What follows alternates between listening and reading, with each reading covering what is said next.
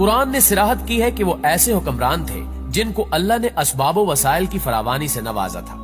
وہ مشرقی اور مغربی ممالک کو فتح کرتے ہوئے ایک ایسے پہاڑی درے پر پہنچے جس کی دوسری طرف یاجوج اور ماجوج تھے۔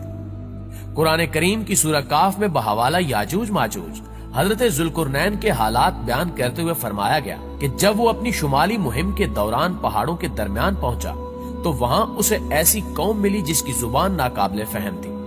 تاہم جب ترجمان کے ذریعے گفتگو ہوئی تو انہوں نے عرض کیا کہ یاجوج ماجوج اس سرزمین پر فساد پھیلاتے ہیں، لہٰذا تو ہمارے اور ان کے درمیان ایک سد یعنی دیوار تعمیر کر دے۔ اس طرح حضرت ذوالقرنین نے اس قوم کو یاجوج ماجوج کی یلغار سے بچانے کے لیے دیوار بنائی،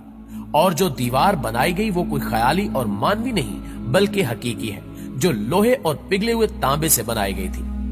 جس سے وقتی طور پر یاجوج ماجوج کا فتنہ دب گیا۔ جب یہ دیوار تعمیر ہو گئی تو حضرت ذوالقرنین نے اللہ کا شکر ادا کیا جس نے یہ دیوار بنانے اور لوگوں کو آئے دن کی پریشانیوں سے نجات دلانے کی توفیق بخشی، مگر ساتھ ہی لوگوں کو یہ بھی بتا دیا کہ یہ دیوار اگرچہ بہت مضبوط اور مستحکم ہے مگر یہ لازوال نہیں، اور جو چیز بھی بنی ہے بالآخر فنا ہونے والی ہے، اور جب میرے رب کے وعدے کا وقت قریب آئے گا تو وہ اس کو پیوند خاک کر دے گا، اور میرے رب کا وعدہ برحق ہے۔ پیارے ساتھیوں، یاجوج ماجوج کے بارے میں ایک سوال کثرت سے پوچھا جاتا ہے کہ یہ کس نبی کی اولاد ہے؟ تو یاد رہے کہ یاجوج ماجوج حضرت نوح علیہ السلام کے تیسرے بیٹے یافس کی اولاد میں سے ہیں۔